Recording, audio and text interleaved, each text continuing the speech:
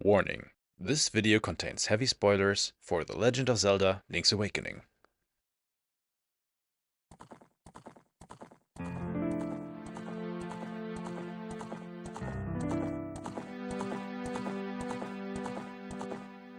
The year 1998 marked the release of a game that would be lauded as one of the best and most influential games of all time, The Legend of Zelda: Ocarina of Time on the N64. It was in December that year that I went to a friend's place who just got Ocarina of Time for his birthday. As we played it, I was completely blown away. To me, before that, games were fairly linear experiences with straight goals and uncomplicated stories. Here, I suddenly saw what games could be as well. Huge adventures with worlds to explore, people to interact with, and puzzles to solve, having some sort of character progression, all while telling a, for the time, compelling story. Alas, as I did not own an N64, getting to play it myself seemed like something I would never get to do. However, Christmas the same year, I got the next best thing. A brand new Game Boy Color. I was aware that there was a Zelda on the Game Boy, as my neighbor once showed it to me, but at the time I was just confused by it. Seeing Ocarina of Time opened my mind to it. I saw adverts of that game getting an updated release on the Game Boy Color, so I knew I had to get it. And eventually, a couple of months later, I got my hands on it. The Legend of Zelda: Link's Awakening DX. While every other mainline Zelda game at the time took place in the land of Hyrule and involved Ganon, the Triforce, and saving Princess Zelda, this game took a slightly different approach. After traveling distant lands, Link is on his way home via boat, but when a heavy storm hits him, he loses consciousness and is found by a young woman named Marin on a mysterious island called Koholint.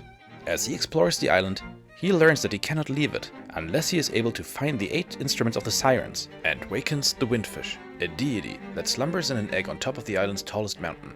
As with every game in the franchise, Link's Awakening 2 is filled to the brim with magic moments, but today, I want to talk about 3 moments in particular that have left their mark on me, both as a player and a connoisseur of storytelling. So let's get to number 1. Thief. In Mape Village, you will find a small shop that is selling some essential items that you will need to finish your quest. However, some of these items are extremely pricey, and gathering all the rupees you need to buy them takes quite a bit of time and effort. If you don't want to come up with the money, you might feel inclined to just take the item you want off the shelf and leave, as long as the shopkeeper doesn't catch you. I mean, what's the worst that could happen, right? All he does say when you try to walk out while holding something you didn't pay for is, "Hey, you gotta pay for this." And the shovel and bow are quite pricey, so the temptation to just take them is quite high.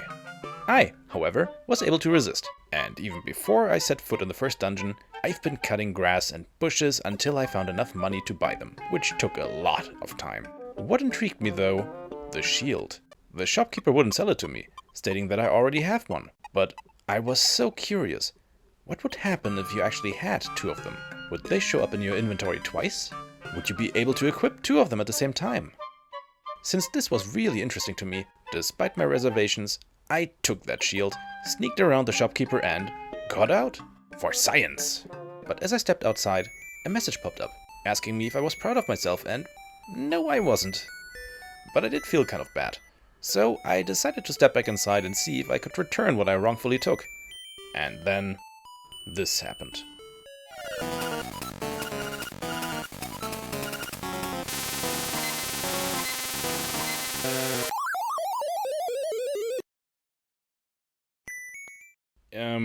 Yeah. So the shopkeeper turns out to be some sort of fierce deity that can just annihilate Link if he feels like it. This whole thing was terrifying, traumatizing even. And on top of that, I was branded a thief, as that was what everyone would call me from now on.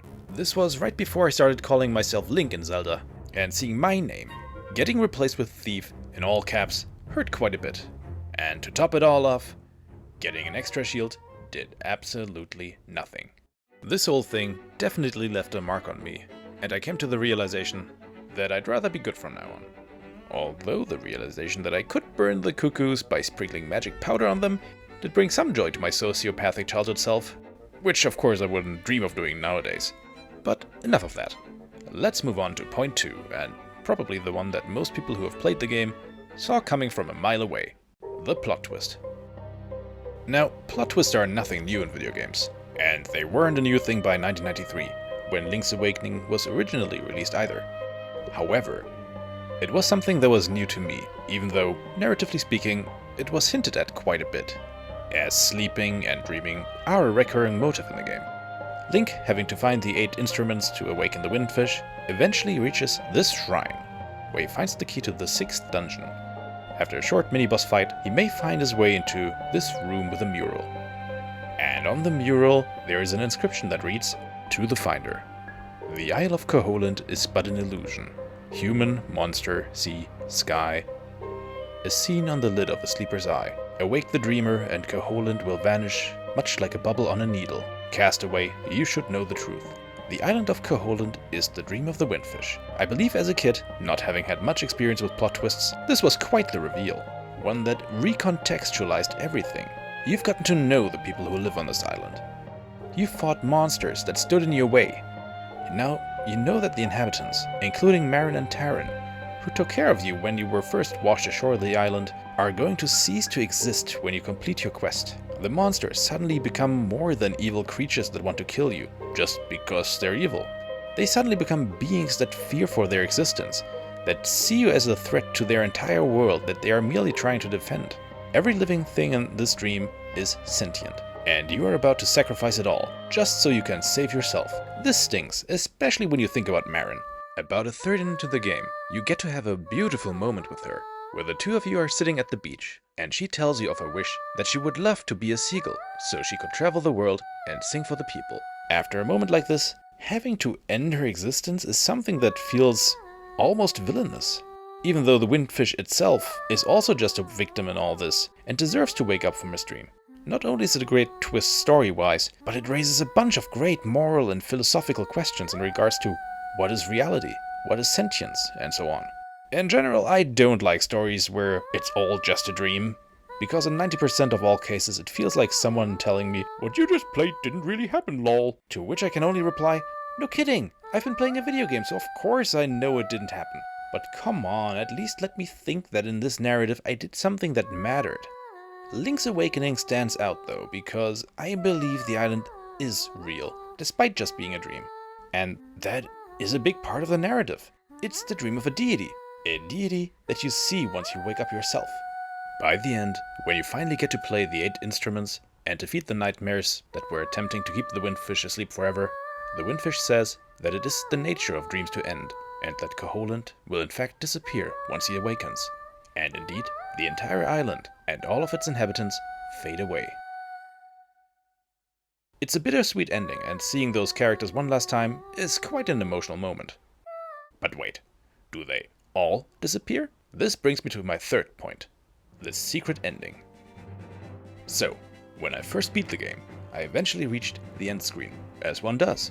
But since I loved this entire sequence, from the epic fight against the nightmares, to the melancholic disappearance of the island, to the beautifully animated final cutscene that is accompanied by the incredible soundtrack, I must have played this sequence dozens of times, so I got quite used to this ending screen.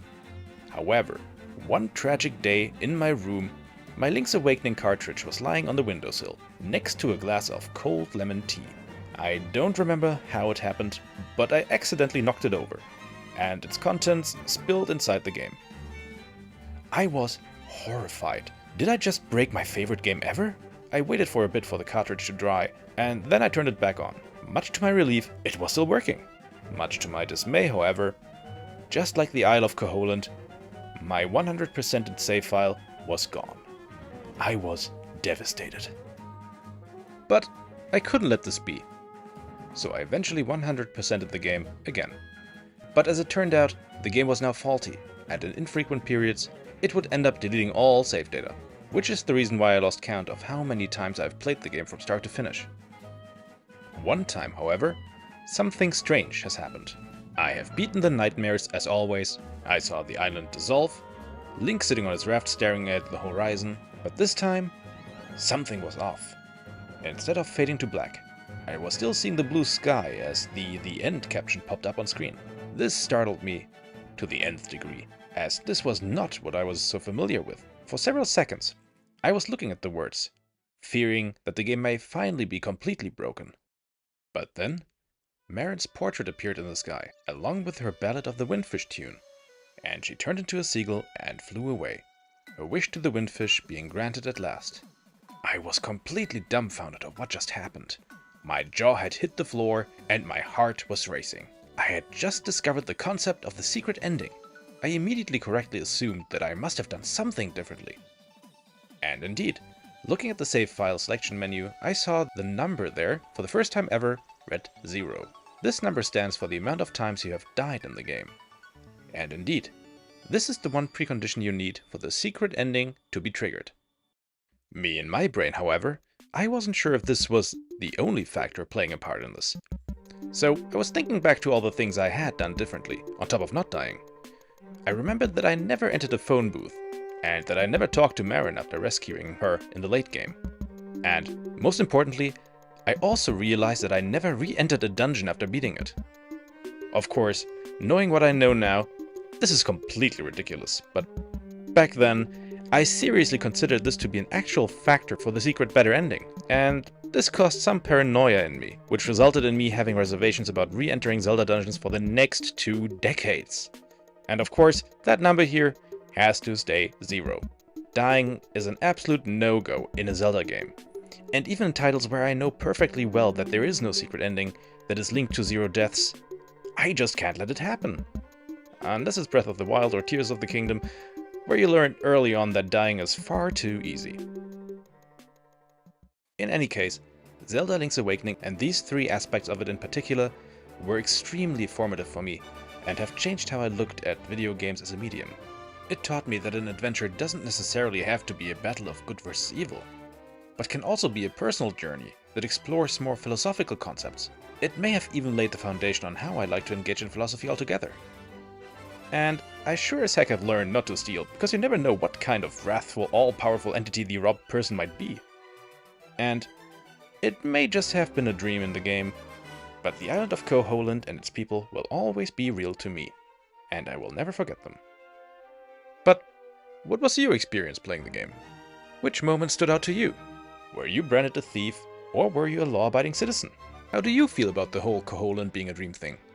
Were you as surprised by the secret ending as I was? Has Cold Lemon Tea ever deleted any of your save data? Please let me know in the comments. That's all from me. Thank you so much for watching this video. If you liked it, leave a like, and if you want to support me, feel free to subscribe to my channel. Thanks, and I hope you have a lovely day.